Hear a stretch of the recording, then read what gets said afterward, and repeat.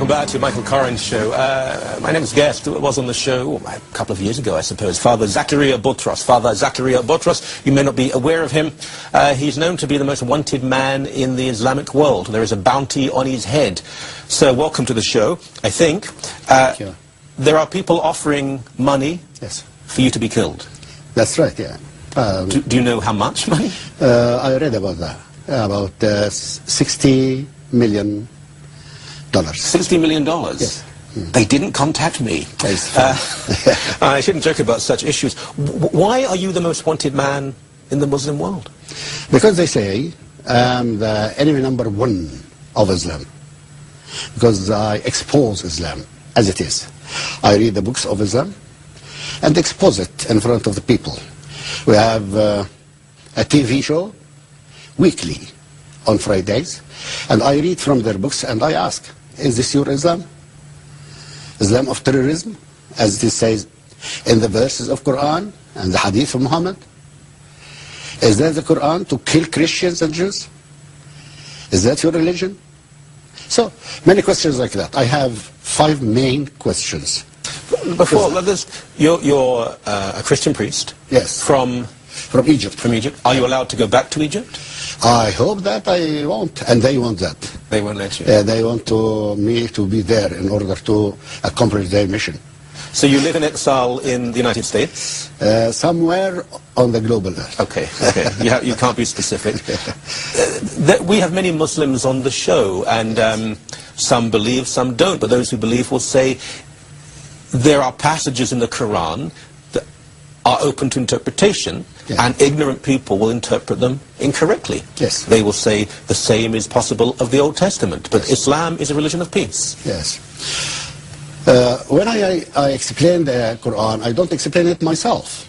I go back to their books, the interpretation books of the leaders and sheikhs of Islam, and to read the interpretation from it.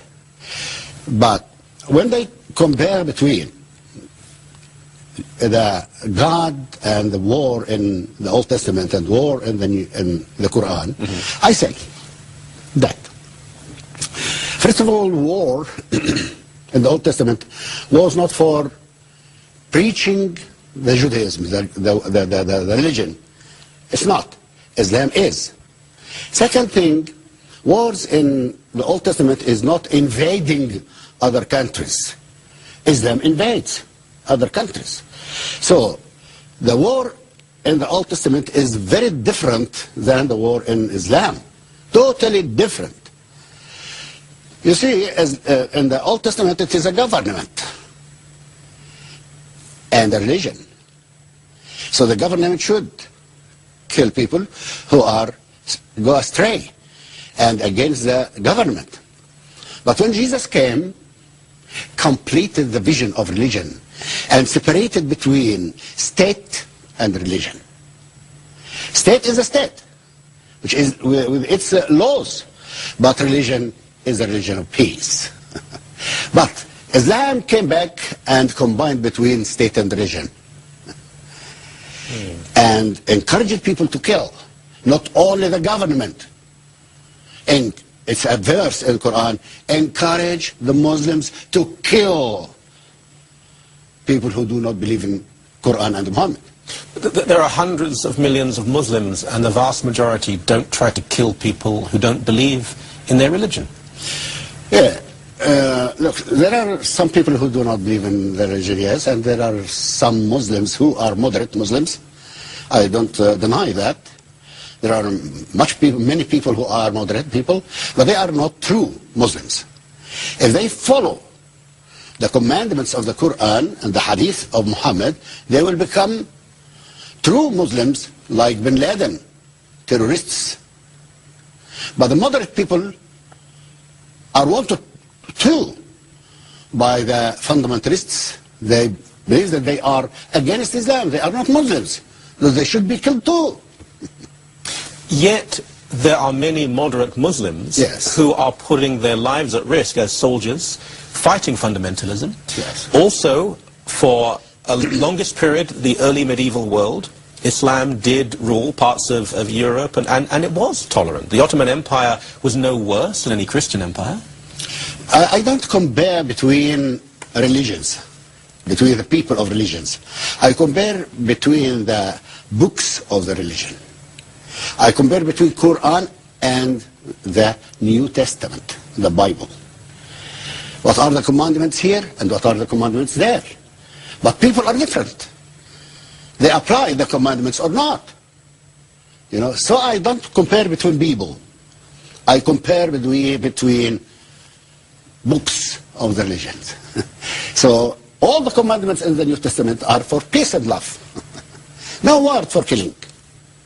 But when you read the Quran, you will find, or Quran and Hadith, you will find 53,000 and 213 verses and the Hadith speaking about killing.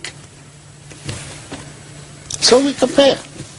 If a Christian or anyone in Canada wishes to become a Muslim, they can. They're allowed to, and some do. If a Muslim, say in your country, in Egypt, if a Muslim wanted to become a Christian, would they be allowed to? A Muslim become Christian, yes, it's allowed and welcomed. So, but on Christian to become Muslim is prevented.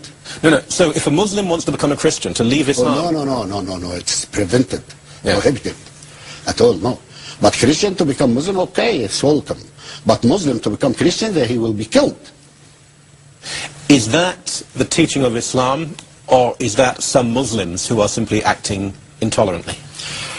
There are verses from the Quran and the Hadith telling to kill any person who go astray from Quran, from Islam. Hadith, kill those who go astray from Islam. But moderate Muslims now say, no, it does not say that. It does not mean that.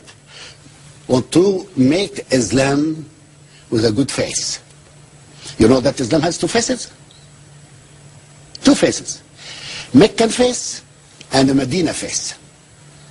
The first stage of Islam, all the verses of the Quran about peace and love. Because Muhammad was weak. Muslims were weak. They were about 17% only for 10 years. But when he moved to Medina, everything was changed. He became a military leader, stronger. And then he killed people who do not believe in Islam. So, and he cancelled all the verses of Mecca, which is they call abrogation. Mm-hmm. Abrogated verses. Deleted all the verses of peace and spoke about the war peace, war verses. War verses.